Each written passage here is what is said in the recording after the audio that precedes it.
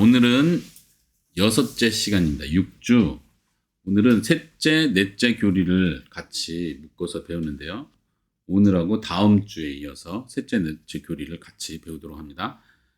제목은 인간의 부패와 하나님께로 회심과 그 회심이 일어나는 방식. 좀 제목이 어렵죠. 인간의 부패는 이제 인간이 타락했다, 죄를 지어서 타락했다, 그걸 표현하는 거고요. 그리고 그러면 타락한 인간이 어떻게 하나님께로 돌아오는가, 회심, 돌아오는 그 회개와 믿음을 가리키는 거예요. 그리고 그 회심이 어떻게 일어나는가, 여기까지 배울 텐데, 이 두 번째 단락은 이제 다음 주에 배울 거고, 오늘은 타락과 또 하나님의 부르심에 관해서 배우도록 하겠습니다. 첫째 항, 제가 읽어보겠습니다. 타락의 영향. 사람은 본래 하나님의 형상을 따라 지음받았다.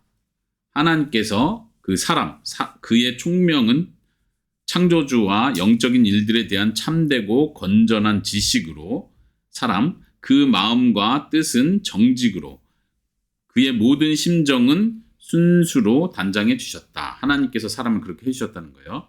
참으로 전인이 거룩하였다. 그러나 사람은 마귀에게 유혹을 받고 의지와 자유를 오용함으로 하나님께 반역하여 이 뛰어난 은사들을 자신이 상실하게 만들었다. 그리고 대신 자신의 총명에는 눈먼과 끔찍한 어둠과 험함과 어그러진 판단을, 자신의 마음과 뜻에는 악함과 패역함과 완고함을, 자신의 심정에는 더러움을 스스로 가져왔다. 타락의 영향에 대해서 말해요. 타락이라는 건 죄를 지어서 부패한 상태가 된 걸 말하는 건데, 먼저 사람이 어떻게 처음 창조됐는지 그거를 말하는 거예요. 아담과 하와가 하나님께 지음을 받았을 때 어떻게 창조됐다고 그래요? 성경은 하나님의 형상대로 지음받았다. 하나님의 모양과 형상대로 지음을 받았다, 이렇게 말을 해요. 그걸 구체적으로 표현하기를, 사람의 총명은 창조주와 영적인 일들에 대한 참된 건전한 지식이 있었다. 그러니까 지적인 부분에서 그것이 하나님에 대한 바른 지식을, 진리에 대한 바른 것을 가지고 있었다고 말해요. 그리고 그 사람의 마음과 뜻은 정직했다. 그리고 그 모든 마음, 심정은 순수했다. 하나님 그렇게 만들어 주셨다는 거예요. 그리고 결론적으로는 전인, 모든 인간의 모든 면이 거룩했다. 우리가 다 고백하는 바죠. 어렵지 않죠? 그런데 이제 문제는 뭐예요? 알미니우스 주의자들은 그럼 어떻게 말했을까? 이제 우리가 다음 논박 여기서 계속 배우겠지만, 알미니안 주의자들은 여기를 동의하지 않는 거예요. 지금 우리 신조가 고백한 이 내용을 알미니안 주의자는 동의하지 않아요. 어떤 식으로 표현할까요? 알미니안 주의자들은 근본적으로 말하기를, 사람은 중립적인 존재로 태어났다.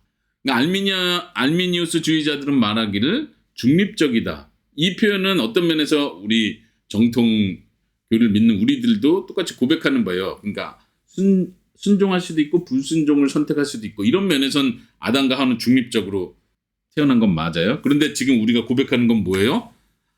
거룩했다, 이 부분이에요. 알미니우스 주의자들은 거룩하게 지음받은 건 아니라고 보는 거예요. 그냥 말 그대로 그냥 본성 자체가 중립적이라서 내가 거룩을 얻어낼 수도 있고, 지금은 거룩한 상태는 아니라는 거예요. 그리고 악을 택하면 악한 쪽으로 빠질 수도 있고, 이런 상태로 중립적이라는 거죠. 근데 하나님께서 사람을 지을 때 창세기 뭐라고 그래요? 하나님이 사람을 만드시고 모든 자연 만물뿐만 아니라 자연, 사람과 동물도 다 보시기에 좋았더라, 이렇게 말해요. 좋았더라. 좋았다는 말은 단지 나 저거 좋아해, 이런 의미라기보단 선했다는 뜻이에요. 하나님 보시니 사람이 선했다, 이런 뜻이에요. 선하다, 좋다, 같은 의미죠. 그래서 여기서 구체적으로 말하는 지식도 그랬고 마음과 뜻도 정직했다. 근데 알미니우스 주의자들은 말하기를, 근본적으로 처음 아담과 하와가 창조될 때부터 죄를 향한 경향이 이미 있다. 죄의 욕심이 이미 기본적으로 들어 있었다고 보는 거야, 아담과 하와도. 그렇기 때문에 아담과 하와로부터 원죄를 물려받지 않은 그 우리 후손들도 똑같이 기본적으로 죄의 경향이 좀 있을 뿐이지, 여기서 이제 중립적으로 우리가 선택을 해야 된다, 이렇게 이해를 하는 거예요. 완전 잘못되고 전혀 다른 고백을 하고 있는 겁니다. 그럼 타락의 내용 그 중간을 설명을 볼까요? 그러나 사람은 마귀에게 유혹을 받았습니다. 뱀을 가리켜요. 의지와 자유를 오용했습니다. 사람이 선택할 수 있는 의지, 그 자유를 잘못 사용했다, 오용했다. 하나님께 반역했다. 그러니까 선악과를 먹지 말라고 명령하셨는데 그 선악과를 먹은 행동은 단지 그냥 실수하고 조금 잘못하고 그냥 단지 유혹에 빠진 정도가 아니라 여기서 말하는 하나님께 반역을 한 것이다. 반역이란 표현은 어떤 표현이에요? 왕이 있는데 내가 왕이 되려고 그 왕을 죽이려고 쿠데타를 일으키는 거예요. 이걸 반역이라고 해요. 하나님이 진정한 참된 통치자시고 사람은 하나님의 형상으로서 하나님의 대리자로서 만물을 다스리는 역할을 큰 특권을 받았는데 내가 참 왕이 되겠다. 하나님을 끌어내려야겠다. 이런 뉘앙스가 담겨있는 거예요. 하나님께 반역했다고 표현합니다. 그 결과로 하나님께 받은 이 뛰어난 은사들을 자신이 상실하게 만들었다. 스스로 이걸 다 잃어버렸다는 거예요. 책임은 누구에게 있어요? 선악과를 만드신 하나님이 아니라 반역을 일으킨 사람에게 있다. 하나님은 본래 사람을 전적으로 거룩하게 선하게 만드셨다. 이게 중요한 거예요. 아르미니우스 주의자는 선하게 만든 게 아니라 그냥 중립 상태였다. 선을 택할 수도 있고 악을 택할 수도 있는 상태. 거룩함을 자기가 끝까지 잘 순종하면 거룩함을 얻어낼 수 있는 상태. 이렇게 이해를 하는 거예요. 그건 아니라. 그래서 그 타락의 결과, 타락의 영향이에요. 그래서 사람의 총명은 어둠과 눈먼과 끔찍한 어둠, 허망함과 어그러진 판단, 이성적으로 잘못 판단하게 되는 거죠. 생각이 삐뚤어진다는 거죠. 그리고 자신의 마음과 뜻에는 악함과 패역함, 완고함을 가지게 되었다. 자신의 마음에는 더러움을 스스로 가져왔다. 이게 타락의 영향입니다. 그래서 개혁교회는 기본적으로 인간의 전적인 타락을 믿는 거예요. 그래서 전적 타락이라고 표현하는 거죠. 전체적이다. 전체적인 타락. 사람의 마음, 여기서 지금 표현하죠. 총명, 그 다음에 마음, 뜻, 그 다음에 심정 이렇게 표현하는데 인간의 모든 면이 이런 면에서 타락했다, 부패했다라고 보는 거예요. 근데 아르미니우스 주의자는 그건 아니다. 전적으로 다 타락한 건 아니고 부분적으로 어떤 부분이 좀 잘못되긴 했지만 여전히 아까 말한 대로 중립 상태에서 선과 악을 택할 수 있는 능력이 그 자유의 의지가 여전히 남아있다. 이렇게 보는 겁니다. 네. 두 번째 항은 소위 말하는 원죄의 전가에 대한 이야기예요. 되물려진다. 이런 의미에서요. 두 번째 한번 짧으니까 같이 읽어볼까요? 시작. 타락 후 사람은 자기의 모양과 같은 자녀를 낳았다. 즉 부패한 조상이 부패한 후손을 낳았다. 이런 이유로 오직 그리스도만을 제외하고 아담의 모든 후손은 그에게서 나온 부패함을 받는다. 이것은 옛 펠라기우스 주의자들이 주장한 것과 같은 모양으로가 아니라 하나님의 공의로운 심판을 따라 악한 본성이 유전됨으로 일어난다. 악한 본성이 유전된다고 표현했어요. 그러니까 전가된다는 표현으로도 할 수 있겠지만 아담과 하와가 지은 본래의 그 원죄가 모든 그 후손들에게 영향을 끼친다. 똑같이 그 원죄의 죄책과 그 오염, 죄로 인해서 부패한 상태 그대로 물려받는다는 얘기예요. 우린 그것을 믿습니다. 그러나 아르미니우스 주의자들은 그렇게 믿지 않아요. 아담이 지은 죄는 아담이 지은 죄로 끝나는 거고 우리는 우리 각자가 지은 죄 때문에 벌을 받는 것이다. 아담의 죄와는 상관없이 우리가 각자가 지은 죄 때문에 벌을 받는다 생각하는 거죠. 이제 여기 보면 옛 펠라기우스 주의자들이 주장한 것과 같은 게 아니다 이렇게 했는데 펠라기우스는 계속 지금 반복돼서 얘기하죠. 아르미니우스 주의자들은 그 전 훨씬 3, 4세기에 활동했던 펠라기우스와 그 후대 사람들이 주장하는 바를 거의 가져왔는데 그대로 가져오진 않고 왜냐하면 이단으로 이미 정제됐기 때문에 그대로 가져온 게 아니라 그걸 약간 수정을 하는 거예요.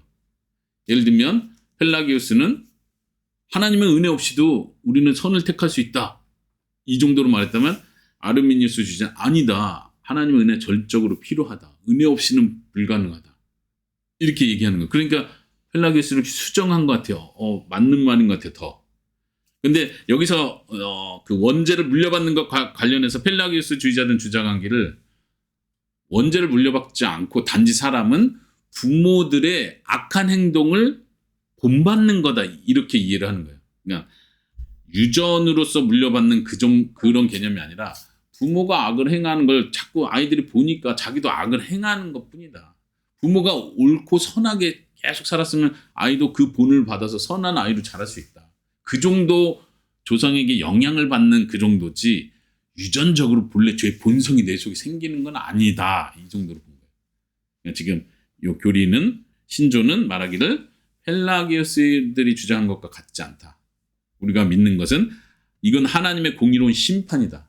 원죄에 대해서 모든 인류를 하나님이 공의로 심판하신 이미 형벌을 내리셨기 때문에 모든 인류가 그 죄책을 짊어지는 거다. 죄의 오형, 부패 상태를 그대로 물려받는 것이다. 이렇게 말합니다. 자, 세 번째로 넘어가겠습니다. 세 번째 주제는 사람의 전적 무능력. 여기서 이제 어떤 무능력을 말하는지를 잘 보셔야 됩니다. 전적이다 이 말은 전체적으로 이런 뜻이죠. 무능력은 능력이 없다는 거예요. 어떤 능력이 없는지를 보세요. 따라서 모든 사람이 죄악 중에 잉태되며 죄악 중에 잉태된다는 표현이 아까 여기서 말한 악한 본성이 유전된다는 표현이에요. 성경이 계속 강조하는 바예요. 죄악 중에 잉태되며 본질상 진노의 자녀다. 에베소서 2장에서 표현하는 바죠. 구원의 선을 행할 능력이 없다. 여기서 중요한 강조는 이거예요. 구원의 선을 행할 능력이 없다. 전적 무능력이라는 건 이 예수님 안 믿는 사람이 남을 도와주는 일 혹은 뭐 쓰레기를 청소하고 좋은 일을 하는 걸 못한다는 그런 의미가 아니라 특별히 구원과 연관해서 구원을 얻어낼 수 있는 구원의 조건을 충족시키는 어떤 차원에서 선을 행할 수 있는 능력이 전적으로 없다. 왜요? 사람은 악으로 기울어져 있습니다. 죄 가운데 죽었고 심지어 죄의 노예라고 성경은 분명하게 표현합니다. 죄의 노예이기 때문에 스스로 선을 행할 수 있는 구원에 이르는 하나님이 기뻐 받으시는 선을 행할 수 있는 능력이 전혀 없다고 성경은 강하게 말합니다. 그리고 사람은 성령의 거듭나게 하시는 은혜가 없이는 하나님께로 돌아오거나 부패한 본성을 개혁하거나 하나님께서 자신들을 개혁하시도록 내어드릴 능력이 없다. 성령님께서 거듭나게 해주셔야 돼요. 이 은혜가 절대적으로 필요하다는 얘기예요. 하나님께서 바꿔주시지 않으면 사람은 스스로 믿을 수도 없고 하나님께 나아갈 수도 없고 하나님 나에게 구원이 필요합니다. 애통하며 회개하시는 마음조차도 없다는 거예요. 그렇죠? 우리는 이거를 믿는 거예요. 이 고백을 믿는 거예요. 아르미니우스 주의자들은 뭐라고 말하겠어요? 특히 이 끝부분에 보면 하나님께 자신을 개혁하시도록 내어드릴 능력이 없다. 심지어 말하자면 이거예요. 하나님 저를 구원해 주십시오. 최소한 내가 나를 구원할 수는 없지만 그래도 내가 나를 구원할 수 없지만 최소한으로 하나님 나에게 능력을 주십시오라고 간구할 수 있는 마음은 있다. 아르미니우스 주의자는 이렇게 생각하는 거예요. 그래 나에게 능력이 없다. 아까 아르미니우스 주의자도 말한 것처럼 은혜가 필요하다는 걸 고백해요. 그러니까 굉장히 비슷하게 가는 거예요. 하나님은 은혜 없이는 우리가 선을 택할 수 없다 이렇게 말해요. 은혜 없이는 구원받을 수 없다 이렇게 말해요. 아까 누구예요? 펠라기우스하고는 좀 훨씬 더 다른 거예요. 펠라기우스는 은혜 없이도 선을 택할 수 있다 말했다면 아르미니우스 주의자는 하나님의 은혜가 필요하다. 그런데 말하기를 최소한 하나님 나를 변화시켜주세요. 개혁시켜주세요 하고 내가 내 자신을 하나님께 드릴 수는 있다는 거예요. 내 자신의 마음을 준비시킬 수 있다는 거예요. 하나님 도와주세요. 이 정도 요청을 할 수 있다는 거예요. 그런데 우리가 믿는 바는 성경이 말하는 바는 그것조차도 못한다. 왜 못한다는 거예요? 이 앞에서 이미 말한 거예요. 그래서 전적 타락을 믿느냐 안 믿느냐는 그렇게 중요해요. 우리는 처음부터 죄악 중에 태어났고 본질상 진노의 자녀이다. 로마서에서 강조하면서 하는 말은 의인이 없다. 하나도 없다. 하나님을 찾는 자도 없다. 이 정도로 분명하게 말합니다. 이것이 모든 인류의 상태를 지금 표현해 주는 거죠. 근데 아르미니우스 주의자는 그 정도로 생각하지 않는 거예요. 다시 말하면 아르미니우스 주의자들의 기본적인 생각은 뭐냐면 사람이 타락했다. 그래 죄 가운데 있는 건 사실이다. 그런데 그 정도로 심각한 건 아니다. 심각하게 생각하지 않는 거예요. 예를 들면 아마 잘 이해가 될 거예요. 아르메니우스 주의자는 사람이 타락이란 게 fall, 떨어진다는 뜻이잖아요. 타락했다고 했을 때 어떤 그림을 그려보면 사다리를 타고 나무에서 이렇게 열매를 따다가 사다리에서 뚝 떨어진 거예요. 그럼 어떻게 되겠어요? 엄청 아프겠죠. 사들에서 떨어져서 죽었다고 생각하지는 않아요. 다리가 부러지든 굉장히 심하게 다쳤다 할지라도 아예 아픈 상태예요. 근데 소위 칼빈주의자가 생각하는 타락은 30층 빌딩 꼭대기에서 떨어졌다고 생각하는 거예요. 그럼 어떻게 됐어요? 엄청 아프겠죠. 엄청 아픈 게 아니라 그냥 죽었다, 100% 죽었다고 보는 거예요. 30층에서 떨어진 사람이 아파 119 좀 불러주세요 이렇게 할 수 있을까요? 없겠죠. 사다리에서 떨어진 사람은 아야 다리 저으면서 119를 부르든 병원 자기가 가든 할 수 있겠죠. 아르미니우스주의자들이 생각은 이런 거예요. 타락했고 문제가 있는 건 사실인데 최소한 남아있는 게 있다는 거예요. 이해하시겠습니까? 자, 한번 좀 더 쉬운 아주 중요한 비유를 한번 해볼까요? 일단 사항을 읽고 그 비유를 얘기해 볼게요. 그러나 사람에게는 타락 후에도 본성의 빛이 희미하게 남아있어 하나님과 자연의 사물들과 선과 악의 차이에 대한 약간의 지식을 갖고 있으며 덕과 외적 질서의 열의를 약간 표현한다. 타락 후에도 어느 정도 남아있는 게 있다는 거예요. 하지만 결코 이 본성의 빛은 사람을 하나님께 대한 구원의 지식과 참된 회심으로 이끌지 못한다. 이 본성의 빛을 일반 은총이라고도 표현할 수 있어요. 혹은 소위 말하는 양심이라고도 표현할 수 있어요. 모든 사람이 타락했다고 해서 양심이 전혀 없는 사람이 돼버리는 건 아니죠. 그래서 개혁주의자들은 넓은 의미의 하나님의 형상, 좁은 의미의 하나님의 형상 이렇게 구분해서 표현하기도 해요. 타락했을 때 좁은 의미의 하나님의 형상은 완전 다 잃어버렸다. 그게 뭐냐면 하나님을 향한 참된 지식, 진리에 대한 참된 지식을 잃어버렸다.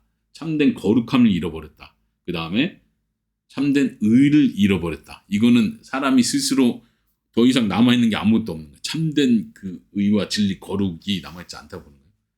근데 넓은 의미의 하나님의 형상은 여전히 남아있다고 생각해요. 그건 뭐냐면 사람의 이성, 판단할 수 있는 어떤 것들, 지적인 능력들, 갑자기 바보가 되는 게 아니잖아요. 타락했다 해서 생각 못하고 막 죄만 짓고 다니는 이렇게 소위 말하는 좀비 같은 존재가 된 게 아니에요. 그렇죠?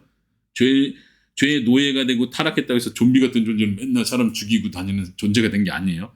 생각, 지성은 남아있어요. 그 일반적인 능력이 남아있대요. 도덕적 판단, 일반적인 도덕적 판단할 수 있는 능력은 여전히 남아있어요. 이런 면에서 개혁주의자들은 넓은 의미의 하나님의 형상은 남아있다 이렇게 표현하는 거예요. 거기서 이제 여기서는 본성의 빛이라는 표현으로 한 거예요.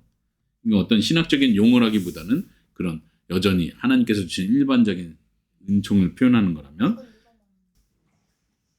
자, 다시 타락 후에도 본성의 빛이 남아있어서 이런 일들을 할 수 있대요. 선과 악의 차이를 구분할 수 있는 약간의 지식, 완벽한 지식은 아니지만 이게 옳다, 그르다, 양심적으로 판단할 수 있는 능력은 남아있죠. 그리고 외적 질서에 대한 거. 그렇지만 그러기 때문에 사람이 옳은 걸 판단하고 진짜 하나님을 잘 설명해주고 구원을 잘 이야기해주면 잘 판단해서 그래 구원에 이르는 선택까지도 할 수 있다고 보지 않는다는 거예요. 그런 것이 구원으로 이끌지 못한다. 참된 회심으로 회개하고 믿는 걸로 이끌지 못한다. 아르미니우스주의자는 그럴 수 있다라고 보는 거예요.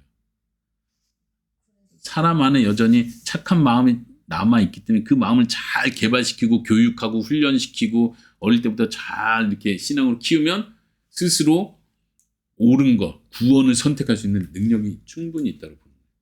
그러니까 타락에 대한 개념이 다르죠. 심지어 사람은 이 본성의 빛을 자연적이고 사회적인 일들에조차 바르게 사용하지 못한다. 하나님 앞에서 참되게 바르게 사용할 수 없다. 게다가 이 빛을 여러 방법으로 완전히 오염시키고 불의로 막기 때문에 사람은 하나님께 핑계할 수 없게 된다. 특히 이제 로마서 1장에서 잘 표현되는 부분들인데 여전히 하나님을 알지만 어떤 일반적인 계시로서 하나님의 신의 두려움 존재를 알지만 하나님께 영광 돌리지 않아요. 감사하지 않아요. 그걸 도리어 스스로 왜곡시켜서 죄를 향해서 계속 간다는 거죠. 아까 중요한 비유라고 했는데 아르미니우스주의자들은 이런 생각을 하는 거예요. 뭐냐면 아담과 하와가 창조되던 그때를 생각해서 아르미니우스주의자들은 97% 착하다.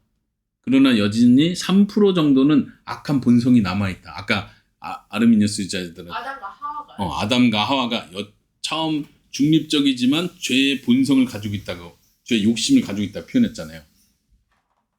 아르미니우스주의자들은 그렇게 생각하는 거예요. 완전히 선한 게 아니라 처음 아담과 하와가 창조할 때 완전히 선한 게 아니라 97% 정도 선하고 3% 정도는 그 죄의 욕심이 있다. 이게 강하진 않아. 3%라 약한 거야. 그러나 그런 상태다.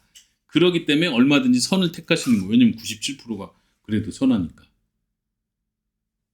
개혁주의자는 어떻게 생각하겠어요? 100% 선하다고 보는 거예요. 100% 선한 상태에서 유혹을 받고 악을 선택해서 100% 악한 상태로 빠졌다는 거예요. 100% 악한 상태. 그런데 아르미니우스주의자는 97% 선하고 3%좀 악한 죄의 욕심이 있었는데 타락하니까 어떤 상태가 됐어요? 97% 악한 상태가 되고 3%가 악한 상태가 착한 상태가 남았다고 보는 거예요. 그러니까 개혁주의자하고 이 숫자로 비교하면 그렇게 다른 거예요. 개혁주의자는 100% 선한 상태에서 100% 전적인 타락의 상태가 됐다면 아르미니우스주의자는 97% 정도만 착한 상태로 아담과 하와가 창조받았는데 타락 이후에 97% 정도 타락했고 3%는 여전히 스스로 구원에 이를 수 있는 선을 행할 수 있는 능력이 남아있다고 보는 거예요. 개혁주의자는 그런 능력이 제로 상태다. 하나도 없다. 5항을 한번 여기도 같이 읽어보겠습니다. 율법의 무능함. 시작. 본성의 빛에 대한 이 진실은 하나님께서 모세의 손으로 그분의 소유된 백성인 유대인들에게 주신 십계명의 율법에도 똑같이 적용된다. 비록 이 율법이 죄가 지극히 큼을 드러내고 그로 인해 사람을 더더욱 책망하지만 결코 사람에게 살 길을 알려주거나 비참함에서 빠져나올 힘을 주지 못한다. 오히려 율법은 육신으로 말미암아 연약하여 죄인을 저주 아래 남겨둔다. 그러므로 사람은 이 율법으로는 구원의 은혜를 얻을 수 없다. 이제 본성의 빛이 어떤 일반적인 은혜로 사람이 이렇게 잘못을 판단하고 죄책감을 느끼고 양심의 가책을 느끼고 그래서 선을 행하려고 하고 이런 거라고 한다면 이거는 성경에 나온 십계명 율법과도 비슷하다는 거예요. 율법은 우리에게 모든 사람에게 율법을 듣는 사람에게 이게 죄구나. 하나님이 이렇게 하라고 했는데 살인하지 말라고 했는데 살인하면 안 되는 거구나. 도둑질하지 말라고 했는데 도둑질하면 안 되겠구나. 이런 걸 깨닫게 해주듯이 본성의 빛도 이와 비슷하다는 거예요. 양심이라고도 표현할 수 있겠죠. 사람이 어떤 도덕적 판단이라고도 말할 수 있겠죠. 그러나 이게 온전하지 않다는 얘기를 하는 거예요. 그걸로 구원받을 수 있다. 양심이 살아있으니까 그걸로 구원받을 수 있다. 양심을 따라 잘 살면 그게 구원에 이르는 길이다. 양심이 시키는 대로 선하게 행동하다 보면 그게 구원에 이르는 길. 이렇게 말할 수 없다는 거예요. 마찬가지로 율법도 마찬가지예요. 성경에 나온 하나님이 주신 모세를 통해서 주신 하나님의 법이지만 이 율법을 잘 지킴으로 구원받을 수 있는 건 아니라는 거예요. 왜요? 이게 죄가 얼마나 큰지를 드러내줘요. 알려줘요. 그리고 우리 마음을 책망해요. 이건 나쁜 거구나. 책망해요. 그러나 여기 보면 결코 사람에게 살 길을 알려주거나 비참함에서 빠져나올 힘을 주지는 못한다는 거예요. 율법을 많이 안다고 해서 내가 구원에 이르는 게 아니에요. 왜냐하면 내가 그 율법을 통해서 죄는 깨닫지만 그 죄에서 벗어날 수 있는 힘이 나에게 있는 건 아니에요. 그 율법이 나에게 힘을 주는 건 아니라는 거예요. 반대로 우리가 믿는 건 뭐예요? 복음은 우리에게 힘을 주는 거예요. 여러분들 그걸 잘 구분을 해야 돼요. 복음과 율법의 차이를 잘 구분해야 돼요. 율법은 죄를 깨닫게 하는 데서 끝난다면 복음은 죄를 깨닫게 하는 데서 끝나지 않고 우리가 지난 시간에 얘기했던 것처럼 복음을 통해서 예수님께서 우리 마음의 믿음과 회개를 일으켜주세요. 성령님이 우리 안에 들어오심으로 성령님께서 우리 안에서 우리를 계속 변화시켜주세요. 행동할 수 있도록 우리의 마음과 의지를 새롭게 해주시는 거예요. 힘을 준다는 얘기예요. 복음은. 근데 율법은 법 자체가 우리에게 힘을 주는 건 아니다. 오히려 여기 보면 오히려 율법은 육신으로 말미암아 연약하여 죄인을 저주 아래 남겨둔다. 율법을 알면 알수록 깨달으면 깨달을수록 내가 죄인이구나. 내가 진짜 이런 것까지도 못 지키는 순수하게 하나님을 예배하지 못하고 섬기지 못하는 존재이구나를 계속 깨달음으로 내가 저주받게 합당한 자구나. 이걸 깨닫는 상태로 남겨둔다는 거예요. 그러므로 사람은 이 율법으로는 구원의 은혜를 얻을 수 없다. 알미니우스주의자는 어떻게 말하겠어요? 율법을 깨달아 감으로써 아까 말한 대로 교육시키고 훈련시키고 계속 각성시키다 보면 사람이 그걸 해낼 수 있게 된다. 하나님이 우리가 못하는 일을 명령했겠냐? 할 수 있으니까 명령한 거지. 그러니까 명령대로 노력하자. 더 노력하다 보면 우리는 율법을 이룰 수 있다. 잘못된 생각이죠. 그래서 전적 타락의 개념이 알미니우스주의와 성경의 가르침이 다르다는 것을 보여주고 있습니다. 성경은 사람이 아예 처음부터 완전히 타락한 상태다. 의인이 하나도 없다. 아담과 하와 이후로 의인이 하나도 없다. 본질상 진노의 자녀고 죄의 노예이다. 하나님께서 전적으로 이 사람을 변화시켜서 하나님의 종으로 하나님의 백성을 삼아주시지 않는다면 그건 불가능하다. 네, 그러면 넘어가도록 하겠습니다. 자, 6항 복음의 필요. 같이 읽어봅시다. 시작. 본성의 빛이나 율법이 할 수 없는 것을 하나님께서는 성령님의 역사로 행하신다. 하나님께서는 이 일을 메시아에 관한 기쁜 소식인 화목하게 하는 말씀 또는 화목하게 하는 직분을 통하여 행하시며 이 메시아의 복음으로 새 언약뿐 아니라 옛 언약 아래에서 모두 믿는 자들을 구원하시기를 기뻐하셨다. 본성의 빛이나 율법이 할 수 없다고 했어요. 구원에 이르게 할 수 없다고 했어요. 그런데 하나님께서 하세요. 어떻게? 성령님께서 역사하시는, 일하시는 걸 통해서. 근데 성령님께서는 그냥 초자연적으로 이 사람을 갑자기 팍 구원하시는 게 아니라 어떻게 성령께서 사용하시는 은혜의 방편을 설명하는 거예요. 이를 메시아에 관한 기쁜 소식이 화목하게 하는 말씀을 통해서 성령님이 역사하십니다. 화목하게 하는 직분, 설교자, 말씀을 전하는 자를 통해서 이 일을 행하시는 거예요. 믿는 모든 자들을 구원하신다. 하나님의 말씀을 듣고 그 설교자를 통해서 들은 그 말씀의 반응으로서 믿는 자들을 구원하시기를 기뻐하신다. 여기서 또 강조하는 건 새 언약뿐 아니라 옛 언약 아래에 있는 모든 사람. 다시 말하면 구약시대 사람이나 신약시대 사람이나. 어떤 사람들은 생각하기를 구약시대는 믿는 자가 구원받은 게 아니라 율법을 잘 행한 자가 구원받았다고 생각해요. 그러나 그렇지 않은 거예요. 구약과 신약의 구원의 방법은 변함없이 동일합니다. 오직 하나님께서 베푸시는 하나님의 구원의 방법을 믿음으로써 메시아를 통해서 신약시대는 그 이름이 예수님으로 드러났죠. 메시아를 통해서 메시아를 믿음으로써 구원을 받는 거예요. 그 원리는 똑같다는 거예요. 구약시대도 성령의 역사로 그런 일들이 일어났습니다. 여기까지 어렵지 않죠. 복음의 필요. 그래서 복음이 반드시 증거되어야 됩니다. 복음 없이 갑자기 믿음이 딱 생기고 갑자기 구원에 딱 이르는 게 아니라는 거예요. 복음이 들려지고 그 들은 복음에 대해서 반응으로서 믿음이 작동하고. 근데 아르미니우스 주의자들은 기본적으로 그런다 했죠. 믿음이 내 안에서 나온다. 아까 말한 본성의 빛. 그게 아직 남아있다. 내가 선택할 수 있는 능력이 아직 남아있어서 내가 믿음을 내가 결단하는 거다. 이렇게 보는 거고 성경의 가르침은 믿음도 하나님의 선물이다. 그 부분은 이제 다음 시간에 좀 더 배울 거예요. 그래서 계속 이렇게 기초적인 논리들을 계속 쌓아가는 겁니다. 7항입니다. 7항은 좀 기네요. 복음이 일부 사람들에게만 전해지는 이유. 왜 복음이 어떤 사람, 전체 모든 사람에게 복음이 전파되는 게 아니고 왜 일부 사람들에게만 전파됩니까? 근데 여기서는 왜 이전에 그런 우리가 내용을 배웠어요. 뭐냐면 어떤 사람이 믿는 이유, 어떤 사람이 믿지 않는 이유 이런 것도 배웠어요. 거기서 다뤘던 거 기억나세요? 믿지 않는 이유는 그 사람들이 하나님께 마음으로 동의하지 않기 때문에 그 사람들의 책임이다. 이런 얘기를 했어요. 믿지 않는 이유 자체를 다뤘다기보다는 믿지 않는 것은 그 사람의 책임이다. 어떤 사람이 믿는 이유는 여기서도 강조한 건 뭐 이 사람이 지혜롭게 판단했기 때문에 믿는다 이런 얘기가 아니라 하나님이 은혜를 주심으로 믿는다 이 얘기를 했죠. 믿지 않는 건 사람의 책임이고 믿는 건 하나님의 은혜다 이런 얘기를 했었어요.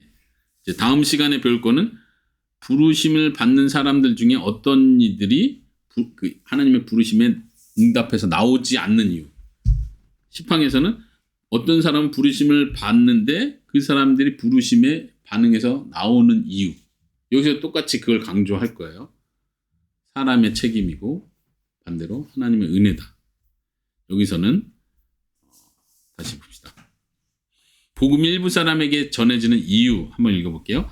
이 뜻의 비밀을 하나님께서 옛 언약 아래서는 오직 소수의 사람들에게만 드러내셨다. 그 소수의 사람들은 누구예요? 구약시대에 누구에게 하나님께서 이 복음의 진리 내용을 가르쳐 주셨어요? 아브라함으로부터 시작해서 이스라엘 백성들에게. 그리고 여호와 하나님을 두려워해서 이스라엘 백성 안으로 들어오는 사람들에게는 이 하나님의 뜻을 보여주셨다는 거예요. 그 소수의 사람들에게만 그렇게 하셨다는 거예요. 이게 사실이에요. 여러 민족 사이의 구별을 폐하셨어요. 신약시대는 새 언약이에요. 새 언약에서는 이 민족 저 민족 하나님이 이스라엘만 신약시대로 계속 복음을 전하겠다. 이들만 구원받는다. 이렇게 말씀하지 않으셨죠? 새 언약 안에서는 하나님께서는 민족들 사이의 구별 없이 많은 사람에게 자신을 나타내셨다. 이 경륜의 원인은 이렇게 하시는 이유는 한 민족이 다른 민족보다 더 우수하거나 본성의 빛을 더 잘 사용해서가 아니다.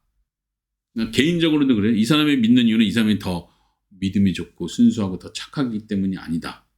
더 지혜롭고 의지가 강해서가 아니다. 민족으로 볼 때도 똑같다는 얘기예요. 한 민족이 다른 민족보다 더 우수한 대한민국 민족이 일본 민족보다 더 순수하고 종교성이 강하고 일본은 사람들이 본성적으로 더 악하고 그래서 복음이 안 전파되고 한국은 순수한 민족이라 복음이 더 잘 전파되고 이렇게 보면 안 된다는 얘기예요. 그게 자민족 중심주의죠. 그거 위험한 거예요. 여기서 그걸 설명합니다. 그게 아니라 전적으로 하나님의 주권적인 기쁘신 뜻 때문에 그리고 우리의 공로 없이 값 없이 주는 사랑의 결과 때문에 어떤 사람들이 그 복음을 듣고 반응한다. 따라서 그토록 위대하고 은혜로운 복을 받을 자격이 없음에도 불구하고 오히려 마땅히 받아야 하는 것과 정반대로 이건 뭐예요? 오히려 마땅히 받아야 하는 건 뭐예요? 저주와 형벌을 받아야 되는데 그것과 정반대로 은혜로운 복을 하나님께 받은 사람들은 어떻게 돼요? 겸손하고 감사한 마음으로 이 은혜를 알고 인정해야 합니다. 지금 제목 자체는 복음 일부 사람들에게만 전해지는 이유라고 해서 그 이유를 설명할 것 같지만 사실 좀 더 큰 이야기를 하고 있는 거죠. 한 민족이 다른 민족보다 더 뛰어난 게 아니다. 그러나 결과적으로 하나님의 그 구원의 은혜를 받은 사람은 그 민족은 겸손하고 감사하는 마음으로 그 은혜를 인정해야 된다. 이걸 강조해요. 그리고 이러한 은혜를 받지 못한 다른 사람들에게 나타내신 하나님의 심판의 준엄하심과 공의로우심을 마땅히 사도와 함께 찬송해야 한다. 은혜를 받지 못한 사람들은 왜 은혜를 받지 못했어? 이걸 따지고 들으면 안 된다는 얘기예요. 호기심으로 캐내려 해서는 안 된다. 왜 은혜를 못 받은 사람은 왜 은혜를 못 받는 거예요? 왜 우리가 태국 선교를 하려고요? 왜 태국은 150년 전에 우리나라보다 더 일찍 복음이 들어갔는데 왜 거기는 아직도 그렇게 교회가 안 세워지고 복음이 전파가 안 돼요? 이거를 호기심으로 왜 하나님이 그렇게 하시는지를 우리가 캐내려 해서는 안 된다는 거예요. 반대로 하나님의 그 넘치는 은혜에도 불구하고 사람들이 강팍하게 그걸 거부하는 거에 대해서 하나님의 심판과 형벌이 따른다는 것을 우리는 인정하고 하나님의 공의로운 심판하심을 찬양해야 된다는 거예요. 하나님은 공의롭지 않으시네요. 이게 아니라 하나님은 항상 공의를 행하시는 분이시라는 거. 악을 행한 자에게 악에 합당한 형벌을 내리시는 분이라는 그 사실 자체를 우리는 찬양할 수 있어야 된다는 거예요. 마지막입니다. 마지막 같이 읽어봅시다. 복음으로 진실하게 부르심. 시작. 반면에 복음으로 부르심 받은 사람들은 모두 진실하게 부르심을 받는다. 하나님께서 자신이 기쁘게 여기시는 것을 가장 진실하고 참되게 그분의 말씀에서 선포하셨다. 즉 부르심을 받은 모든 이들이 이 청함에 응해야 한다는 것이다. 더욱이 하나님께서는 그분께로 나아와 그분을 믿는 모든 사람에게 영혼의 안식과 영생을 진지하게 약속하신다. 이 부분을 우리가 잘 기억하는 게 중요해요. 왜냐하면 우리가 소위 칼빈주의 5대 교리 선택에 대한 거 자꾸 배우다 보면 우리가 흔히 하는 질문이 뭐예요? 우리가 전도할 필요가 없겠네요. 어차피 선택한 사람 하나님이 어떤 방법으로든 선택해서 구원하실 거고 선택받지 못한 사람 우리가 아무리 복음 전해도 이 사람은 뭐 복음 들어도 결국은 열매를 못 맺을 건데 우리가 하는 게 뭐 무슨 의미가 있어요? 선택받은 자면 반응을 할 거고 선택받지 않은 자면 어차피 진지하게 말하든 내가 애원을 하든 안 믿을 거 아니에요? 이런 생각들이 기본적으로 생기는 이건 잘못된 생각이라는 거예요. 그래서 이 도르트 신경에서 계속 강조하는 게 뭐냐면 하나님께서 진지하게 우리를 부르신다. 모든 사람이 믿는 자리로 나와야 한다. 하나님께서 그것을 진심으로 원하신다는 걸 계속 같이 강조하는 거예요. 이걸 잃어버리면 안 된다는 거예요. 복음이 모든 민족에 전파돼야 된다는 걸 계속 복음 전파의 중요성을 계속 강조하는 거죠. 여기서 중요한 표현은 진실하게 부르신다는 거예요. 누가? 하나님께서.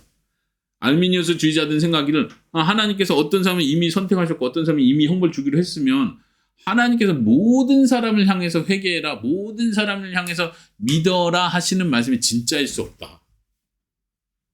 하나님이 누가 선택받을지 알았으면 이 선택받은 자에게 선교사를 보내고 설교자를 보내고 복음 전환자를 보내서 이 선택받은 자에게 복음을 전할 때 하나님이 진심으로 그래 너네가 회개해야 돼 이렇게 하지만 선택받지 않는 사람에게 선교사가 갔을 때 복음을 막 전할 때 하나님이 진심으로 너네들 돌아와야 돼 라고 생각하지 않는다고 생각하는 거예요. 왜냐면 하나님이 이미 지옥 갈 자로 결정했다면서 하나님이 결정했는데 하나님이 이미 지옥 갈 자로 결정된 사람을 향해서 진심으로 돌아오라 이렇게 하실까? 아니라고 생각하는 거예요. 그러니까 알미니우스 주의자들은 개혁교회의 그런 가르침, 성경의 가르침이 이 교리가 틀렸다고 생각하는 거예요. 그러니까 알미니우스 주의자들의 생각은 그게 아니라 말 그대로 모두가 다 제로 상태다. 모두가 다 중립 상태고 그래서 하나님 모든 사람에게 진지하게 돌아와라. 너희들 내가 구원하고 싶다. 너 진짜 돌아와라. 너 진짜 돌아와라. 이게 진지한 게 알미니우스 주의자들의 생각이 맞다고 생각합니다. 논점을 이해하겠습니까? 그럼 어떻게 대답해야 돼요? 여기서는 그냥 답만 말해요. 하나님이 진실하게 부르시는 게 맞다. 하나님 참 진실하고 참되게 그분의 말씀을 선포하신다. 그리고 모든 사람이 이 청함에 응답해야 된다. 우리가 알 수 있는 건 계속 말하지만 복음을 전하는 사람이든 듣는 사람이든 이 사람이 구원받았는지 안 받았는지 우리는 알 수 없어요. 선택받았는지 선택받지 못했는지. 그렇기 때문에 우리는 모든 사람에 진실하게 진지하게 권유해야 합니다. 내가 복음을 듣는 사람은 내가 구원받은지 안 받은지 알 수 없어요. 그걸 알아내려고 하는 게 우리의 어떤 목표가 될 수 없어요. 우리는 그 복음을 들을 때 내가 그걸 반응해야 한다는 걸 알아야 돼요. 그게 하나님의 명령이라는 걸 알아야 돼요. 우리 은총이가 몇 번 아빠한테 질문했던 거죠. 전도할 때 당신이 선택받았는지 안 선택받았는지 저는 모르지만 그래도 선택받았으면 예수님이 당신을 위해서 죽으셨을 거예요. 당신이 선택 안 받았으면 예수님이 당신을 위해서 죽은 건 아니에요. 이런 걸 말하고 설명할 필요는 전혀 없는 거예요. 우리가 전하라고 명령 받은 내용이 있어요. 그게 뭐예요? 예수님이 죄인을 위해 이 땅에 내려오셨다. 죄인을 위해 십자가에 죽으셨다. 그거를 전하는 거지. 당신이 선택받았으면 이렇게 돼요. 이거를 우리가 설명하고 가리키고 전파라고 명령받은 게 아니란 얘기예요. 우리는 회개하고 믿으라고 선포하라고 명령을 받은 거예요. 우리가 그걸 뛰어넘어서 마치 하나님이 판단할 어떤 걸 우리가 같이 판단하고 내가 하나님처럼 판단할 수 있는 위치인 것처럼 말하는 건 월권하는 거죠. 반대로 듣는 사람 입장에서 똑같아요. 제가 선택 못 받았으면 어차피 제가 믿으려고 노력해도 소용없는 거 아니에요? 이런 생각을 하는 것 자체가 아주 불신앙적인 잘못된 생각이죠. 하나님께서 회개하고 믿으라고 명령하셨다는 이야기를 듣는다면 듣는 사람 입장에서 그렇게 해야겠다는 마음을 일으켜야 돼요. 그걸 노력해야 되는 거예요. 그리고 회개하고 믿음의 자리로 나아온다면 이것이 하나님이 주신 은혜이고 선물이구나. 이걸 고백하는 것이 바른 태도인 거죠.